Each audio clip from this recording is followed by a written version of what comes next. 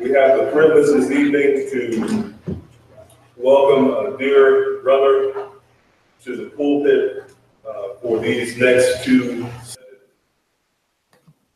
Pastor Ernest Grant II is a pastor, writer, community advocate, urban apologist from the Camden, New Jersey area, from Epiphany Fellowship Church. So at this time, I want to welcome our dear brother, Pastor Ernest, to the pulpit at this time.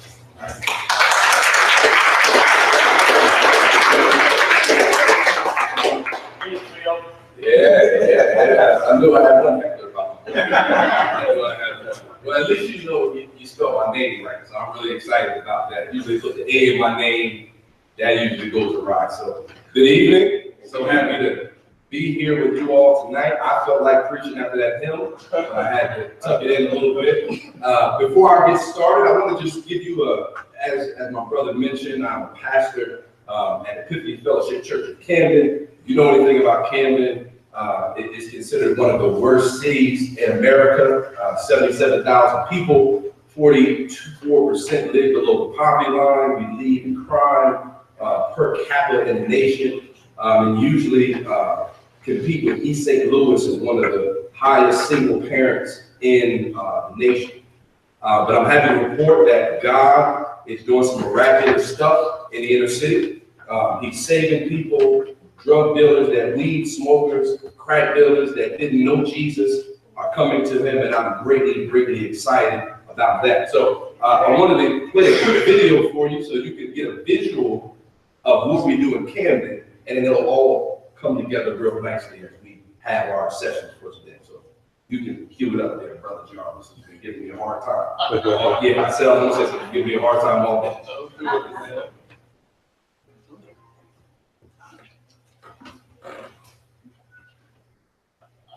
Yeah, I said I was going to give me a hard time all day. Thank you.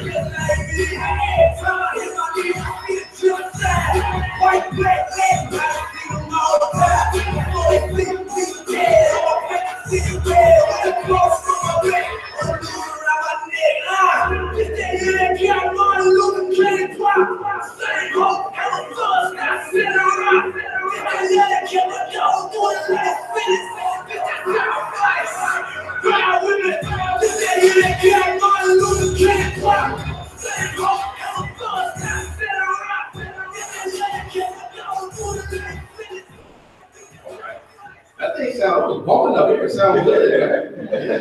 I just want to give you all a visual of what it's like in Camden and why conferences like this are so very vital. We usually set up, as you saw, at Walter Ranch train station, and we have the opportunity to share the gospel with so many different people that are walking by on a frequent basis. So just in this short clip, we were able to engage Black Hebrew Israelites, Black nationalists, Nation of Islam, other type of Muslims, other type of offshoots of Black Hebrewism. I mean, we run into a plethora, a myriad of religiously pluralistic ideas in the inner city. As we were sharing earlier, it's as though a new heresy is popping up every week. That's what it really feels like. But the biggest one that I would say that we have to deal with is debunking this notion that Christianity is a white man's religion. Right? Christianity, you go to the next slide. So let me just talk about a little bit of where we're going today. So first I want to talk about the historical roots of this assertion. We're going to talk about historical roots, where we can trace it back to, not only historically, but in pop culture. And then we want to define what exactly the enigmatic biblical Africa looks like, i.e. the land of Ham. We'll go through the table of nations in Genesis 10, 16 through 19, and then we'll really understand some of the geographical borders of Ham's sons, Cush, Mizraim, Put, Canaan. And then I want to walk us through some real practical biblical examples, specifically with the people of Cush, which I'll explain to you throughout all of the Pentateuch, the books of the history, the books of wisdom, and then much of the New Testament. Y'all with me? Yes, sir. All right, so we're going to walk into, if you got some notes, I encourage you to write them down. We're going to run through some examples. I think you got me for 2 sessions. So hopefully, I think I got an hour for this one. So we'll do some Q&A at the end. We go to the next one. So how many people have heard this argument that Christianity is a right man's religion? By a show of hands. Okay, cool. So it's pretty prevalent. So there's a few assertions here, right? A few assertions, and then there's an underlying assumption. Assertion number 1 is that Black folks, people of color, specifically African Americans, only became Christians through the violent coercion of their slave masters on southern plantations, right? And slave masters then used Christianity as a means of indoctrinating slaves into being obedient, right? That's the first assumption.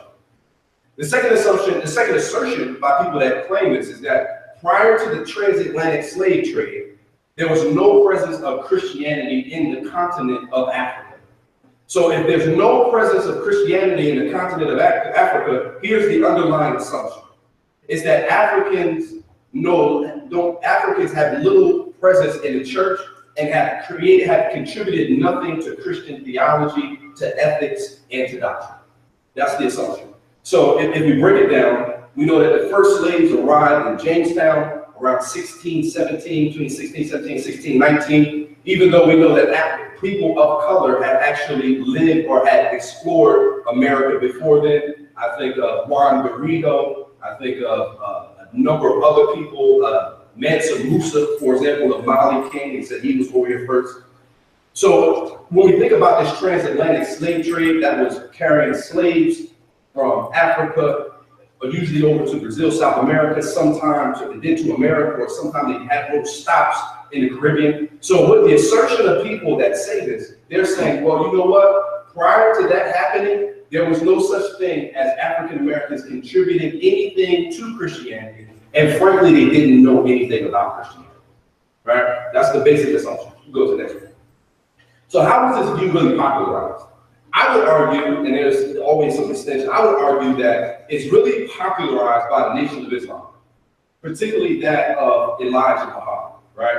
So we know the Nation of Islam starts with Father Muhammad. He's a merchant from Detroit.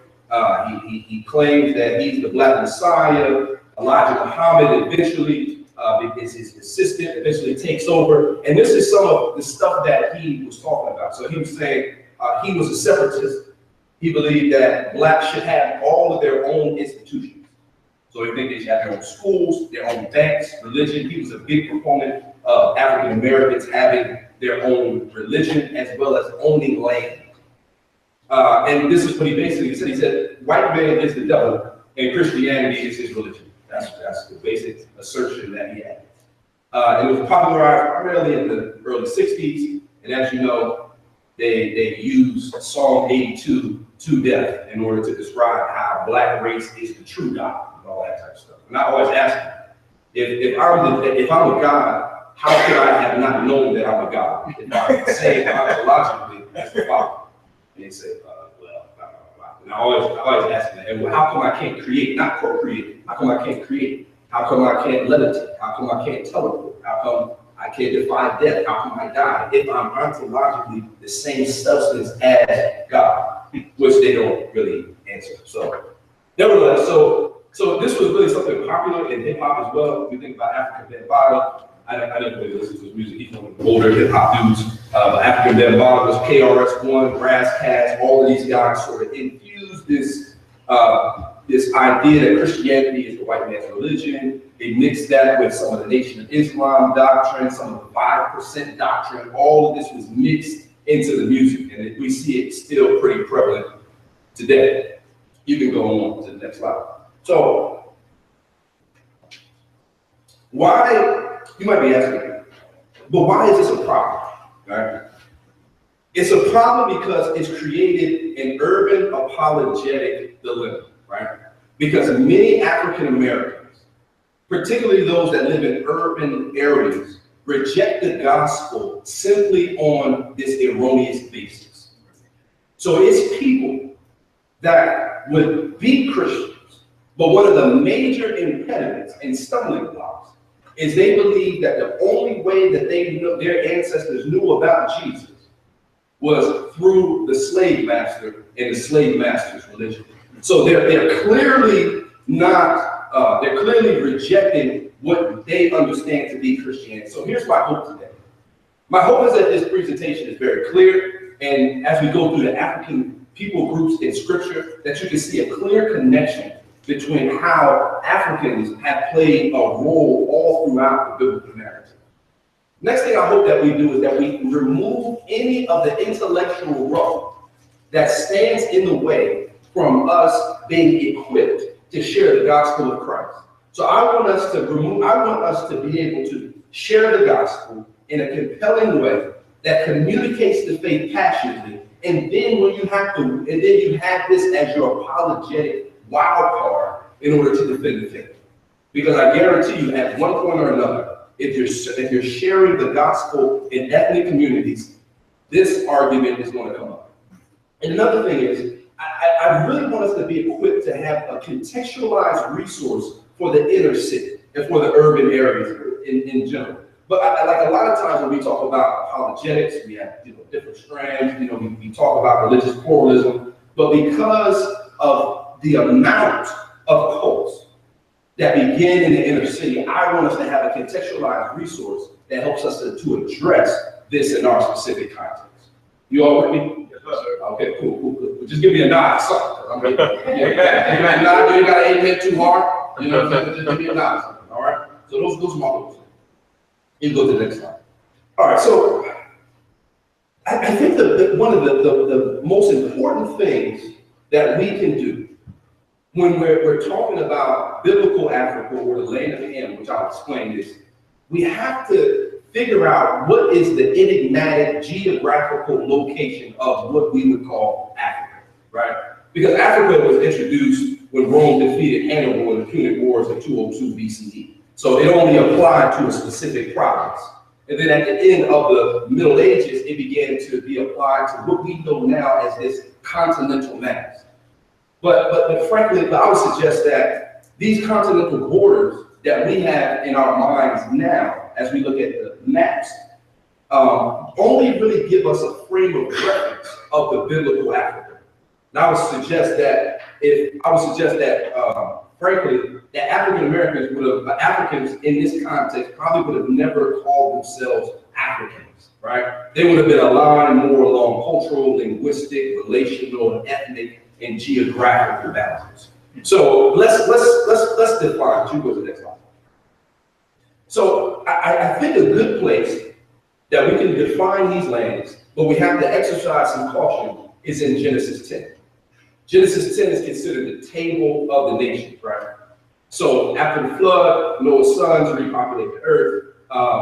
And we know that Noah's three sons, Shem, Ham, and Japheth, they were the ones that ended up filling up the earth, according to Genesis 10. So we have to be careful to not just make some simple racial groupings, right? You will hear some sloppy theologians say things like, well, Shem it's Semitic people, Ham, it's black folks, and Japheth, white. That's really erroneous. That's not a great biblical way of understanding this.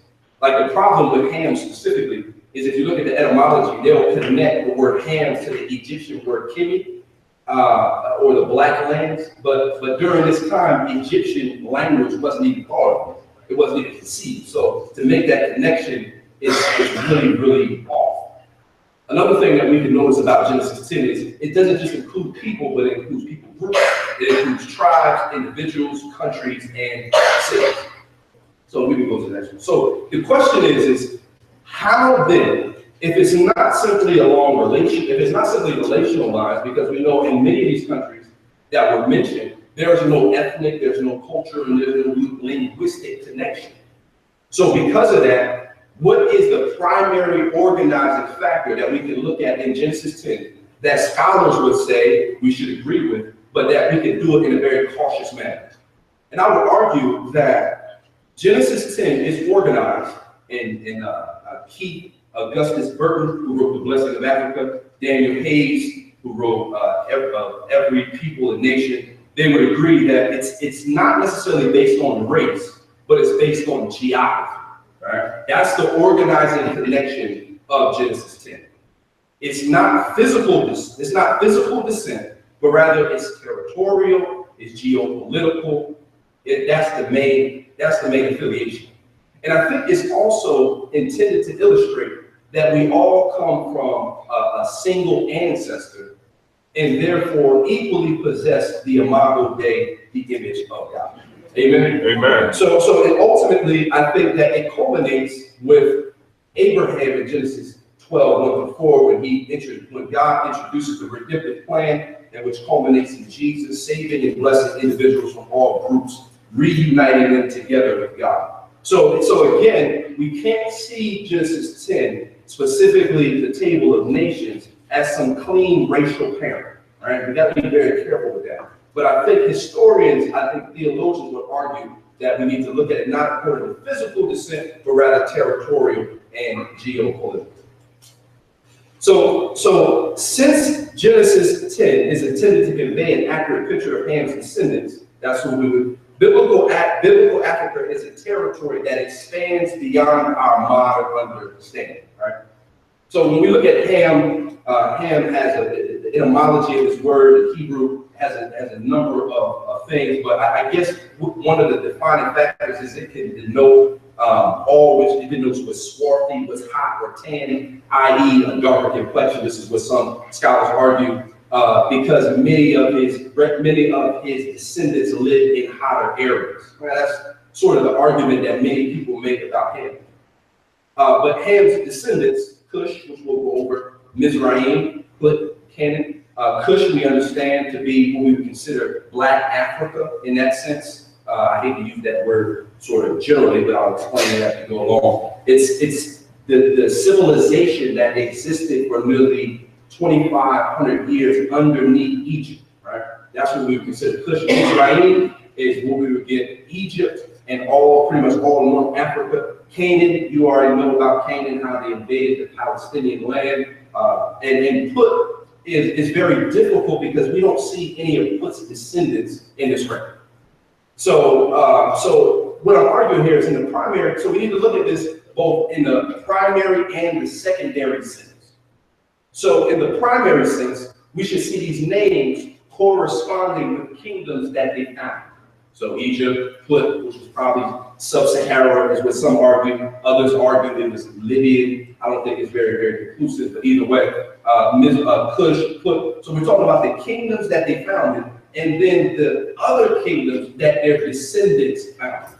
So we need to look at this not at the small myopic view, but we need to look at it as an extended view to get a real picture of what biblical Africa would have looked like, or the land of Ham would have looked like.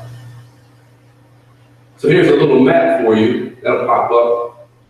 This is in Keith Augustus Burton's book, and he really lays this out pretty good. If you want to take a picture of it, grab the book, I think it's very helpful. We'll start at the bottom. Put. I don't know if I agree with this conclusion because, again, we don't have any descendants of Put. We don't know where exactly they settled, but we can leave it there. Some people say Sub-Saharan, as I mentioned earlier. Some say closer to the tip near Sicily, which is Algeria, Tunisia, that area. Others, so that's put, so Kush is the kingdom, as I stated, underneath the Nile, but many of the descendants actually settled in Saudi Arabia and the Arabian area, which we'll get to. And then we look at Israel, even so they took up most of North Africa. That's in the ethnicity of the Old Testament, and then moved up toward the southern tip of Europe. So when you look at it in the primary sense, you can say, okay, it's the kingdoms. But when you look at it in the more expanded secondary sense, you say, wow, Africa's borders expands because the descendants of the sons of Ham inhabited a much more vast area than we tend to think about the continent of Africa. You got it with me? Okay, cool. So I'll show you Kush. We go to the next one. So we look at Kush right here. Kush, the kingdom, founded, but many of its inhabitants were across the river. I'll say the name, Nimrod, Rebecca, Eden, and Sheba. Those are actually Keturah's grandsons. That's Abraham's wife, which is very interesting. We can talk about that. So we see that most of his descendants actually settled in Saudi Arabia. We go to the next one. We look at Mizraim, again, Egypt. We see how it's spread all throughout in the Old Testament, pretty much North Africa. It said London, we're not really sure about that specifically, and a number of others, the Philistine area. And then finally, we look at the Canaan land, which is the next slide, thank you, which is where we know the home of the Girgashites, the Hivites, the Amalekites, et cetera, et cetera. So when we look at that, when we examine this, it expands the borders of what we view as Africa. And that helps us to understand the contributions of Africa in the biblical narrative, and eventually, as we'll get to, theology, ethics, and a number of other things.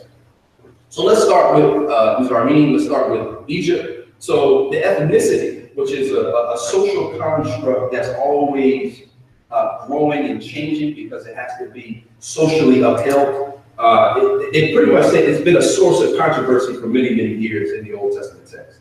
But the general consensus is that they were ethnically a mixture of Black and Asiatic people groups, right? So this area was very, very ethnically diverse, because when Egypt went on military campaigns, they would often go on military campaigns, conquer an area, and then they would bring slaves back to their specific area. So there was a lot of intermingling of different ethnicities in one area.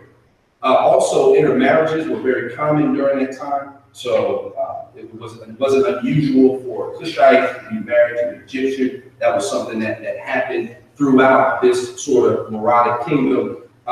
Again, there's a cap, which is when Egypt would take some prisoners, or they would do another military campaign, and then they would take those people and raise them alongside of the royal family. So we see here that it's an ever-expanding border. You can't say that, oh, these are Black Africans with Negroid features, but nevertheless, they are African people groups that have contributed and been a part of Scripture.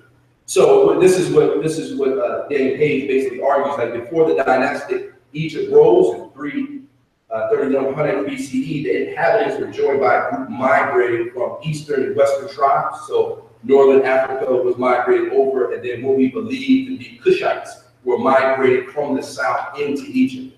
So Herodotus in the 5th century argued this. He said the Egyptians were primarily known as dark-skinned, curly-haired people. So that's the Egyptians. So their kingdom in the primary sense was the descendants. So in the primary sense, again, it was Egypt. In the secondary sense, it was much of North Africa and what we would call modern-day Algeria, Tunisia, Morocco, Libya, and in the Mediterranean, we would consider it Crete. So Egypt, as you know, was a head nation of this sort of Mizraim area, which extended, and architecturally, commercially, literary achievements that occurred here were par excellence. They were superior. And I like the way Burton argues it. He says basically that because they had the Nile, which was a stable water source, and they weren't always working to figure out how they're going to get their next meal, and they had a sustainable source of water that they could drink from, bathe from, cook from, and do a number of other things that it really cultivated their creativity. I like the way that sounded. I thought that was good. So let me give you some examples, and I'll go through these because I want to get to Cush. So as we know, Hagar, you can always mention this, Hagar, who was Sarah's handmaiden, who was impregnated by Abraham, was one of the descendants of Israel. She was the Bible's first African single mother, which is interesting. And after she was expelled from the compound, we know that she had a real favorable appearance from Yahweh. He promised her that her son Ishmael would become a great nation. Genesis 16:13. Another daughter of Mizraim, we have Zedith, who was the daughter of Potiphar, who was given to Joseph as a wife during his time of Pharaoh. She bore 2 children, as you know, Ephraim and Manasseh, and these were 2 progenitors of what we would call the half tribe of within the 12 tribes of Israel, which is the first. And then finally, we have Simon's unnamed wife. She was probably, scholars argue that she was probably one of his sole wives at that time, that he was a polygamist in that sense. He had multiple wives, so they think for a long time she was the exclusive wife. We know that she was the daughter of Pharaoh, and that Solomon actually built her an identical mansion, which is very interesting. I guess that would prove just how valuable she was to them. And you can find that in 1 Kings 7:8. We'll get to, I know we'll talk about Apollos and Simon, Lucius of Cyrene. We'll talk about them as we come up. But let's talk about the Cushites for a little bit. So the Cushites, again, the civilization that was underneath Egypt.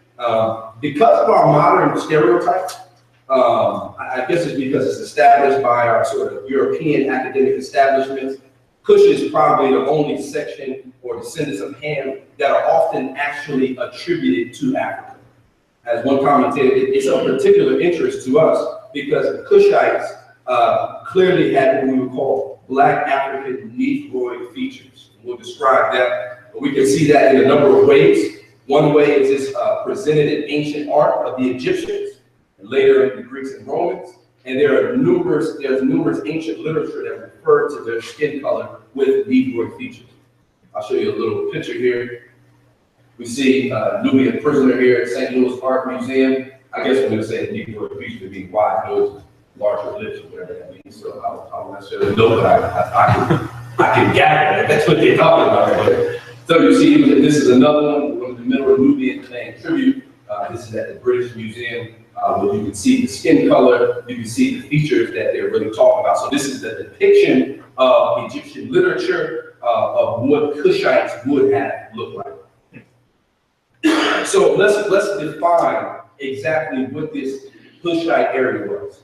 So it was the civilization that stretched along the Nile River, south of Egypt, and what we refer now to as Sudan. Now, what's interesting about this civilization is that this continuous kingdom was called by several different names. So Nubia, Mawat, Cush, Moray, those are all names that describe the same civilization at different stages in history. So it was during the 18th dynasty when it was actually 2 kingdoms. It was Mawat to the north, and it was Cush to the south, and eventually Cush, which was to the south, became more powerful, and that's when we had a unified Cushite nation. So by the time the 4th century BCE came, they moved their capital to Meroe, and this period is what we call the Meradic period. That's what scholars give it. So here's why we have so much confusion. We have so much confusion because about what this civilization was, because the Greeks introduced this term Ethiopians to describe burnt faces. Now this is not modern Ethiopia. That would have been east of the region of Cush. This is very, very confusing because the Greeks refer to anybody south of Egypt as Ethiopia, right? So that's where the confusion comes along. And what's even more complicated is that many of the translations that we have, they're very confusing. Many of them use modern translation. They'll even say Cush, and then they'll go back and forth between Cush and Ethiopia. It does have a lot of confusing elements, which are not very helpful to the discussion. But this is what occurs in Cush. So let's begin by giving some biblical examples. One of the first examples is Nimrod, right? We all familiar with Nimrod. Nimrod was Cush's son. He is the only individual in chapter 10, verse 8 of Genesis that is singled out, right? Evidently, he was the first politician mentioned in the post-flood area, and he utilized his skills to organize one of the first cities since Cain City was founded. You know that is Babel. And he's described as a great warrior, a hunter, and it's very possible that the writer knew that he was a household name during this time. He laid the foundations of Babylon, which we would consider a Cushite area, and as well as the Assyrian kingdoms. And Micah 5:6 really explains that those areas are still considered the land of Nimrod. So Nimrod, as the son of Cush, of African descent, he was very, very influential, because this whole idea that we think about now, this city-state political structure that we sort of have in our minds now, we really got it from Cush. Cush was one of the true inventors of this. So it was very, very interesting to read about him and his life. The next area we can talk about is the formation of Israel in the biblical record. Did everybody get that? The Cush thing? I see some people right. So we look at the formation of Israel. The biblical record tells us that Jacob's descendants lived in Egypt for 4 centuries. And it was during this time that they transformed into this identifiable tribe, people, or nation that we know of. So Exodus 1 through 11 narrates the call of Moses. Then Exodus 2 describes their deliverance, the Passover land when they were in Egyptian captivity, and how the group was a mixed multitude. That's a big statement, mixed multitude in Exodus 12:38. So the Hebrew word here stresses, many theologians would argue that it stresses that they were non-Israelites, that they were ethnically not Israelites, but they became Israelites theologically rather than ethnically, right? So the question is okay, so we have a mixed multitude that's leaving out of Egypt, but who ethnically they are not what we would consider Israelite people. So but there's a mixed multitude. So who is included in this mixed multitude? Well, if you know, during this specific time in history, it was the 18th and 19th dynasty. And Egypt had control over Cush at this time. And so Egypt would carry out numerous military exploits and military campaigns. And what they would do is they would bring back thousands of Cushites. And it was highly likely that these Cushites were involved in that number. So Egyptian record clearly shows that the Cushites are clearly mentioned. Sometime in Egypt, they were slaves. Other times they were merchants, soldiers. One commentator even mentioned that they were famous magicians. I couldn't get that down. I had 2 hours of sleep. Y'all forgive me for that. Y'all forgive me for that. So they had famous magicians and a number of other civic roles that they played during this time. So we know that there were a large number of Cushites that were certainly included in this group. So it's we feel very certain that it's Cushites in a mix of other ethnic groups that were considered Israel during this time that moved out to Egypt. That's what we would consider the mixed multitude. So if we move along just a few chapters, we know that in Numbers 12, we have Moses' Cushite wife. All right. So Numbers 12, Miriam and Aaron began to speak out against Moses for having a Cushite wife. Now, some commentators argue that Miriam and Aaron were racist, that they were biased, that they were prejudiced against Cushites, which I don't necessarily agree with. But what Miriam might have been upset with, as Daniel Hayes brings out, is that what was common among the Egyptian pharaohs is that they would marry their sisters. So this being Moses' second marriage, which theologians believe, they would have said Miriam was upset that she didn't marry Moses and have all power with him. Whatever that, I don't know if I like that much, but I do understand it's the interpretation. I wanted to let you know.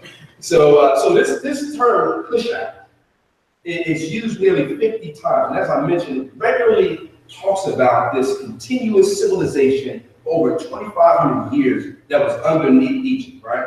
So, but there are some older commentators that say, well, she's not a Cushite. She was really Zipporah, right? That Zipporah and this Cushite woman were actually the same person. And they would bring up Habakkuk 3:7, which makes a parallel between the Midianites, which Zipporah was, and Cushites. But they don't use the word Cushite. They don't use the word Cush. They use Cushite. I gotta spell it out there. So this word has little ancient Near Eastern evidence, right? So because of that, it's probably likely because of the poor usage throughout ancient Near Eastern literature that it was probably more than likely she was probably more likely from Cush.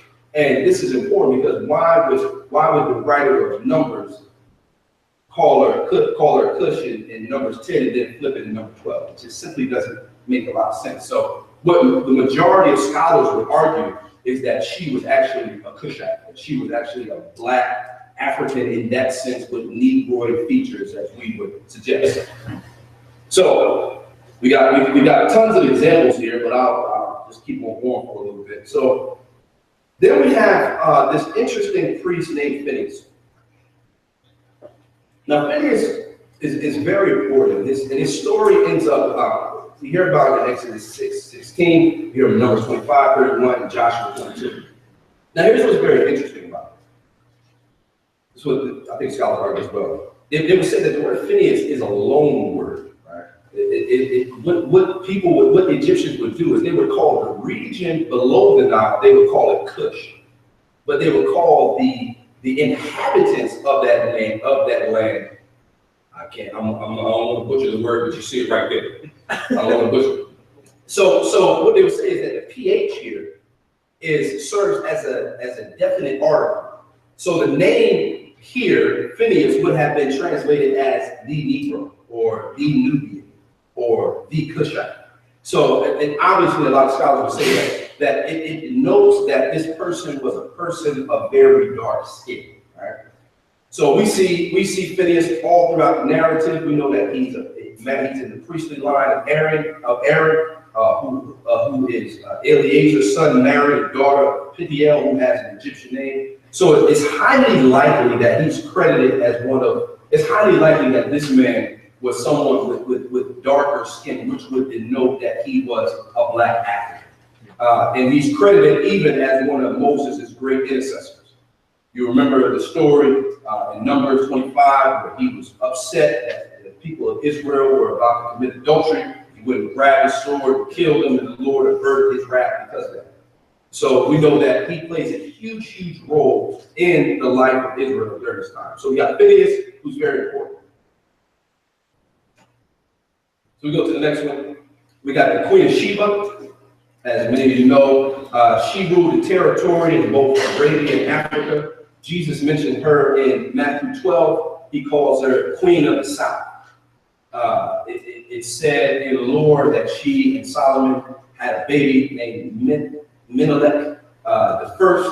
We don't know if that's necessarily true or not. That's sort of hearsay, but that's what he said. And she was like a Cushite politician that came and was really impressed by by Solomon's knowledge, and she sat there and she learned from him. She said that she was very satisfied with what it is that she learned during this time. Well, she was, in that sense, a Cushite descendant.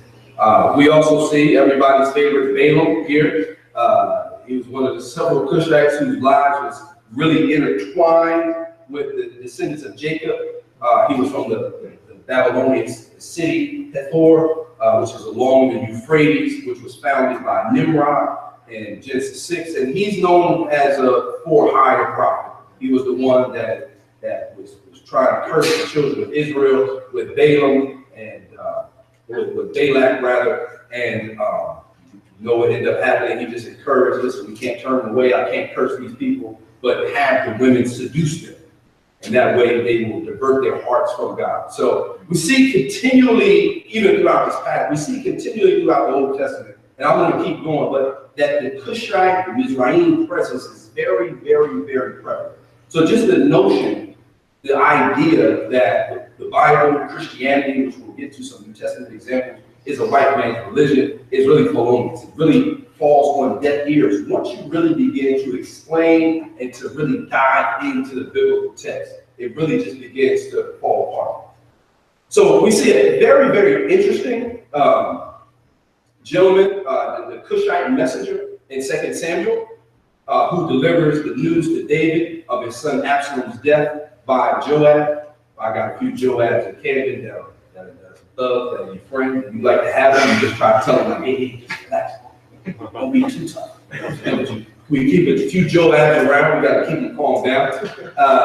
But this is interesting. So Joab kills Absalom. He defeats the army, and then he selects the Cushite to deliver the news, to take it to David. We know that he had to have real poise if he was going to explain it. He had to have presence of mind. He had to have eloquence if he was going to deliver such news. So he arrived there, he delivered the news, and this was very, very important because a lot of commentators will say that he was simply a slave during that time. And there's no foundation in the scriptures whatsoever that affirm it. So it's really a lot of times our own passive bias that we will believe that this Cushite man was actually a slave, when in all actuality, the text does not suggest that.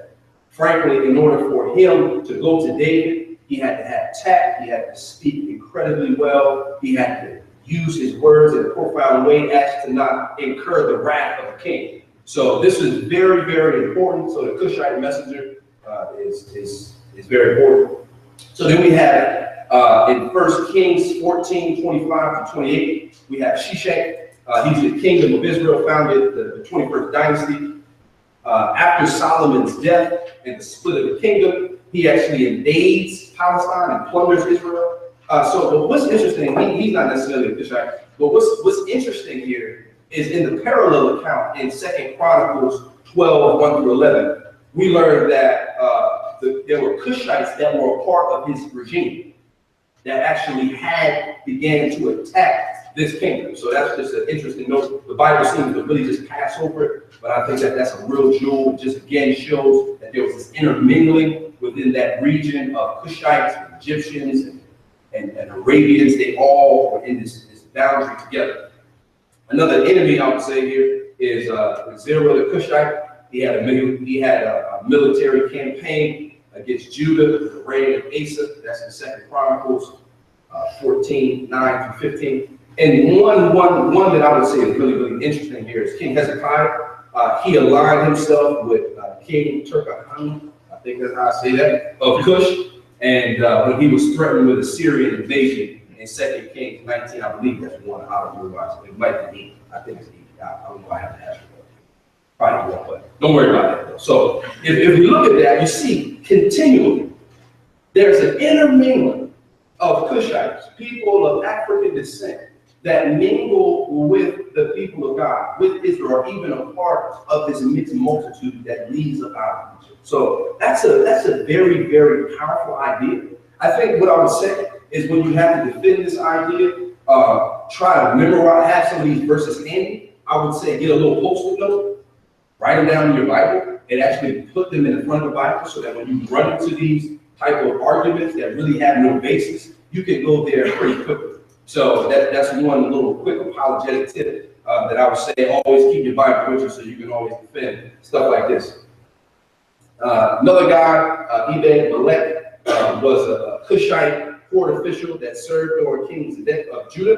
We see this in Jeremiah 38:7-13. What's interesting about him is Jeremiah was cast into a pit by the king. I guess they were trying to exterminate many of the prophetic voices at this time. And he just was not about that life. He was not feeling that at all. He approached the king, and he was able to have enough relational capital He was able to speak with enough gall, with enough sense to say, hey, listen, we want his life spared. So that is very, very important. He played a pivotal role. In other words, he saved Jeremiah's life, which is a big deal. Another good example, this is from the Old Testament, I think this is the last example, is Zephaniah. He calls himself the son of Cushi. It's more than likely that his father's mother hailed from Cush. There's a lot of good reading that you can do about that. But what's very interesting is that he mentions Cush numerous times throughout his prophecy, and he talks about the judgment and the restoration of Cush throughout. So you can see that in Zephaniah 2:12 specifically. All right, so those are the Old Testament examples. And I would say that those are probably the most robust, concrete ones in this little historical overview that we do, just so you can sort of debunk this notion. Those are the sort of really helpful ones. So, but things begin to change with the ethnic and political boundaries in the biblical world. They never remain static. They never remain static. So during the 400-year period, there were tumultuous events that would eventually impact between that 400 years between the old and the new, that would have a serious impact on the ethnic makeup in the New Testament times. The Persian Empire that had dominated close to at the close of the Old Testament was checked by the Greek city-state Alexander the Great. He unified the region from Macedonia to India with the exclusion of Cush. He didn't invade the Nile cataracts. And eventually he was subdued by Rome, and Rome was in firm control of the Mediterranean world by the time during the ancient Near Eastern time, during the New Testament. So that's very, very important. So again, remember I said earlier that Cush, Meroe, Ethiopia, Wawak, they were all terms that were used to describe Cush at various times throughout their history. But this civilization was the one that was continually identifiable from 2000 BC to around 400 AD. So, and we know that because Hebrews, the Egyptians, the Assyrians all made references to the empire of Cush during this time. So because it became convoluted by the Greeks, because they referred to all lands down south of Egypt as Ethiopia, even though it's not Ethiopia, that's where the convolution often comes when we begin to peer into the New Testament. So as I said earlier, Alexander the Great conquered Egypt, and I didn't say that, but I'm saying it now. Alexander the Great conquered Egypt in 332 BC, but he never advanced past the Nile cataracts to Ethiopia, the land of Cush. And eventually, after he was checked and he fell, Rome conquered Egypt in 30 BC. And after some little skirmishes between Nubia or Ethiopia and Rome, they struck a treaty. So they had some diplomatic relations that were going on that ceased a lot of the skirmishes that were going on and the arguments that were happening. So in that skirmish, there was no tribute that needed to be paid to either land. And it really benefited Ethiopia economically because they were able to play the middleman between Egypt and many of the sub-Saharan lands. So they became a conduit really of culture, of merchandise, as it went between Egypt and all of the area of Put, we could argue. So as you see, Cush was actively involved in the dawn of Christianity, right? So we remember again that intermarriages, unlike America, intermarriages were very common during this time. And we know that Cushites worked at all societies and levels. We know that they were servants. We know that some of them were politicians. They were civic servants. And a lot of them just continually intermarried and just added and assimilated into this genetic melting pot that we know is Rome. So not only did you have Cush, but then you had like North Africa in general. Now remember, North Africa, the population was significantly different than it is today. Today, right then, during the biblical times, at the dawn of the 1st century, the dawn of the New Testament, there was no Arab invasion at this time. That was closer to the 7th century. So this would have been considered that when we talk about North Africa, it would have been talking about modern day Tunisia, Algeria, Morocco, which are called Libyans by Egyptians. And The exact origins are unknown, but they were probably developed from from a mix of Black Africans, Semitic, and Egyptian elements. Just like Egypt during that time during the dynasties in the Old Testament, how they were basically a melting pot of desert tribes that had come from the west, and then how the Cushites came from the bottom. They were just a melting pot of that time. So it's very, very similar. So we also know that during that time, we can really look at Egyptian literature. And Egyptian literature depicts them as light-skinned men with pointy beards. That's how they depicted the men. So they were light-skinned with pointy beards, which is cool. Never had a pointy beard. Actually, I cut it off. So. All right, so let's talk about a few biblical examples. I think that the Old Testament really gives some real concrete ones, but let's move over to the New. First is Simon of Cyrene. Everybody loves Simon of Cyrene. He bore the cross of Christ in Mark 15:21. Now we know Cyrene was a Roman province.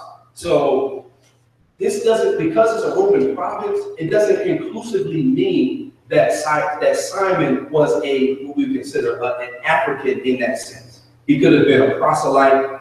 It was situated in Libya and there was significant Greek influence and there was significant Jewish population during this time. But what we do know from the narrative, if we go down to Mark 15:21, that he was the father of Alexander and Rufus. And it's and scholars are pretty certain that this same Rufus is the one that Paul mentions in Romans 16:13.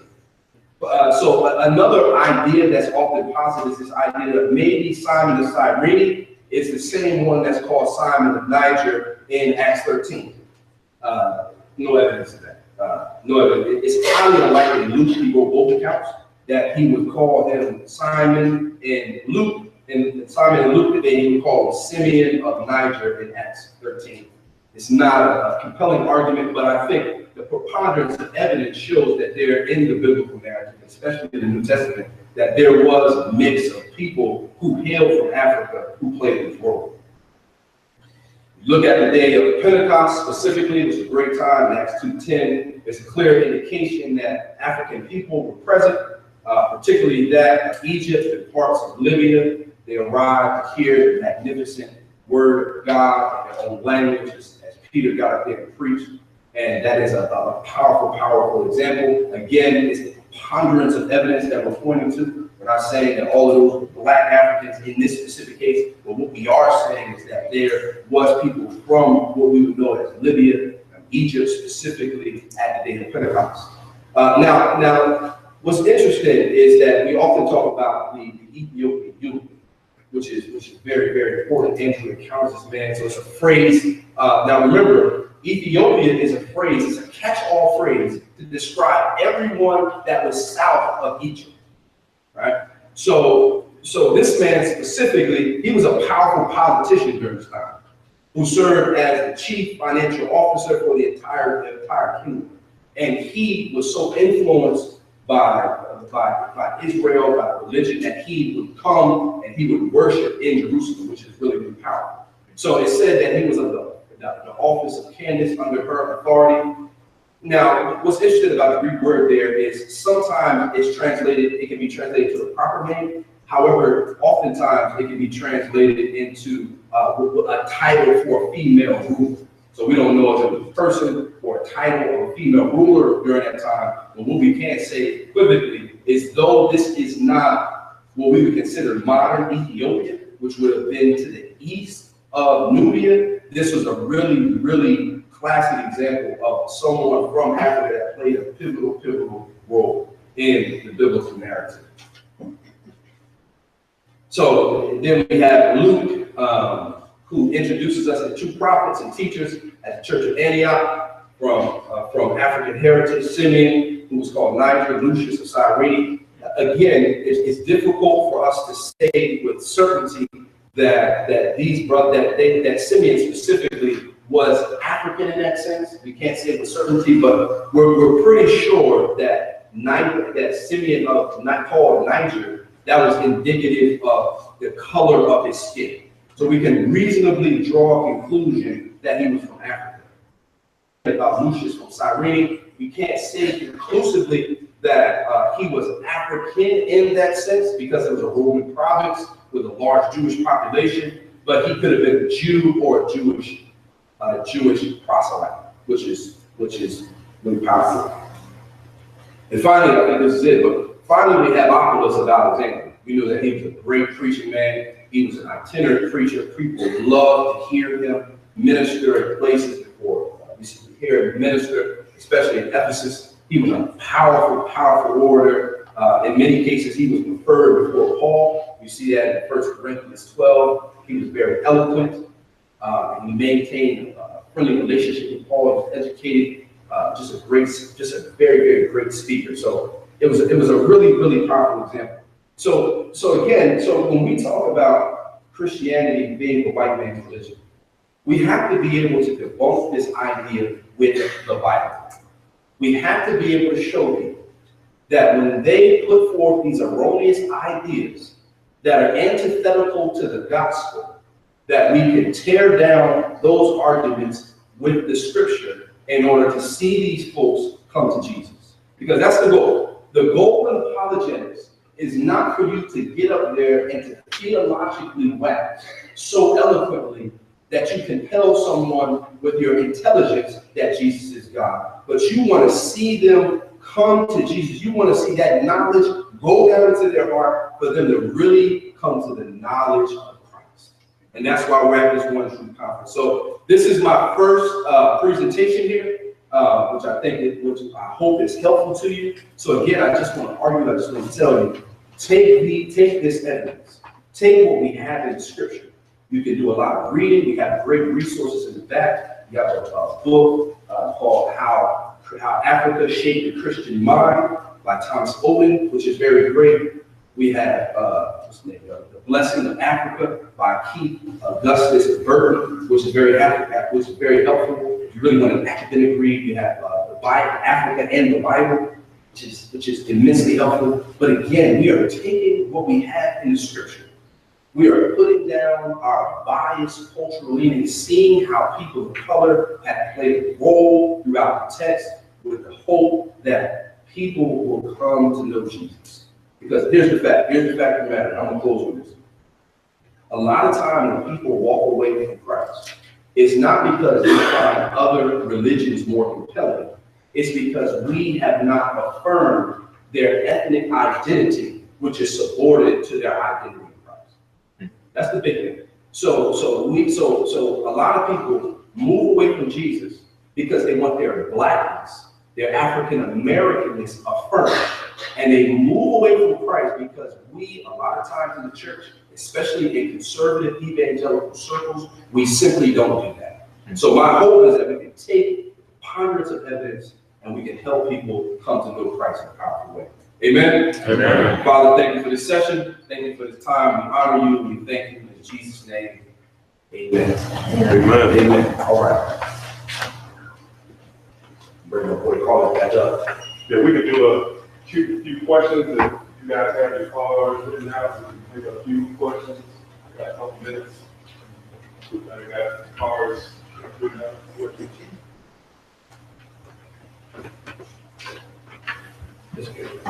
I got a question with that written now. With Moses in front of Pharaoh, the Israel people were clearly separated. And also, these two questions.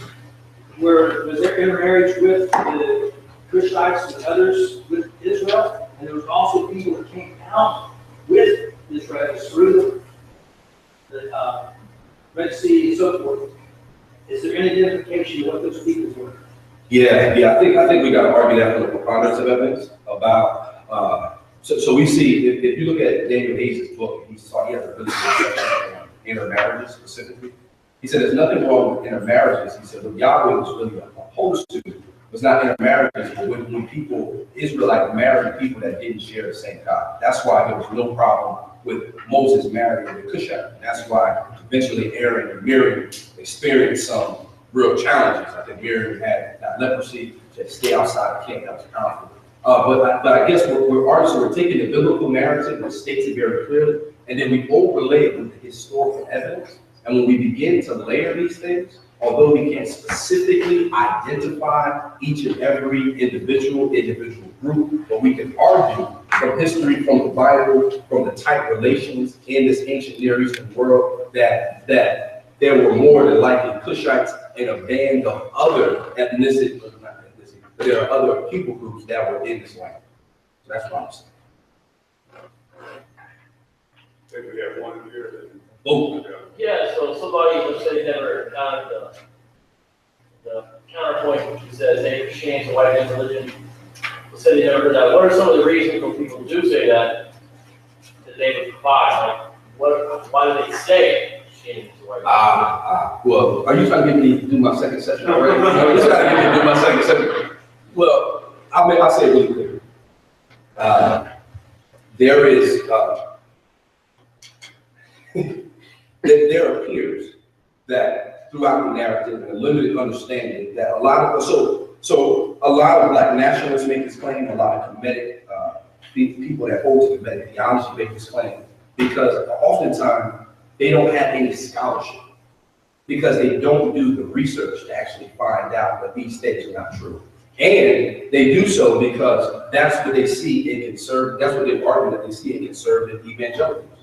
It's largely a white man's religion. Whites are largely more represented than other ethnic minorities. We predominantly read white theologians, a lot of them dead. We don't really give a lot of credence to the contributions of other ethnic minorities. So they say because of that, because of the ugly history of race that has been perpetrated primarily by conservative evangelical churches and evangelical passivity on speaking up for these issues, they associate all these things with it being a white man's religion. So again, that's a lot of impact. You set me up for that. but that's often what would be said, is that, hey, it's a white man's religion. You can see it. You go to that white church. I think a big one is the depiction of the white Jesus. You know, blue eyes and blonde hair and all that. You know, and it's obvious that Jesus is white. Anybody seen Malcolm X? Few of y'all see Malcolm X. You know, Malcolm X is arguing. There's a famous scene. He's arguing in the prison, and then the priest says, "Well, Jesus is obviously white."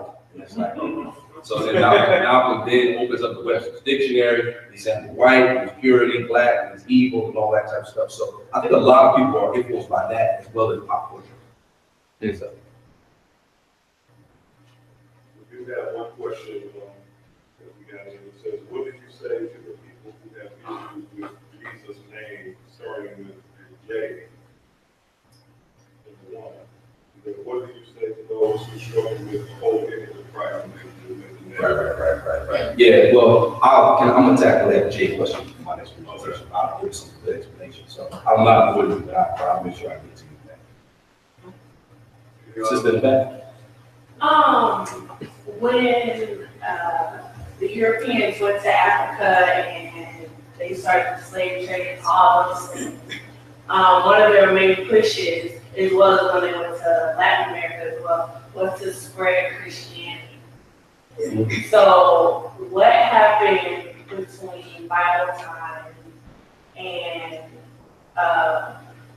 during the slave trade and things like that for it to be mainly polytheistic and Islamic in Africa? What happened between? Yeah, that's a very good question. Thank you for raising it. Again, I've got it in my presentation, but I'll give you a little bit of understanding. So we'll see that the prevalence of African church fathers that served in Alexandria, in Carthage, we can argue that Palestine, the Church of Antioch, was a Hamitic land as well. And we see that theology was really robust, especially in Carthage and in Alexandria. We see we see Origen, we see Tertullian during that time, Augustine. But as theology was booming, what was happening as well was that heresy was growing as well. So we see Donatism, Monotism, the Bionites began to develop monophysites that said Christ only had one nature, and that was God. All of this started to develop. So there was a number of schisms that really began to occur. So and then on top of the schisms that occurred all down throughout the 4th century, then we see the Arab invasion. Arab invasion occurs. and they just basically destroyed many of the literary works, a lot of the riches and the jewels that were in North Africa and towards that. So if we're talking about slavery, especially in the West African sense, there was some deep implication. There was a lot of missionaries that made their way down to Africa. We know that the Portuguese reached West Africa in around the 15th century or so, but they quickly disbanded or stopped being Christians during that time because of the slave trade. So we see that occurring, and it really just destroys African Christianity as we know it. Probably the only nation or civilization that really held on was Nubia and Ethiopia during that time as well. Ethiopia has a continuous line of Christianity that has occurred since King Azana really made it Christian, the country, nation. And that's very, very powerful testimony. But I would say it's a combination of factors that not only happened because of European colonization, but a lot of internal schisms, the growth of Islam in the 7th century, and a number of other things that made it look like that. That caused what we would say is the African catastrophe. I want to overlay God, our Almighty God, Creator, to this. In my own life, how to look at why I don't understand. And I think we should also look at what has happened in history. Slavery, abuse of other people, all of that.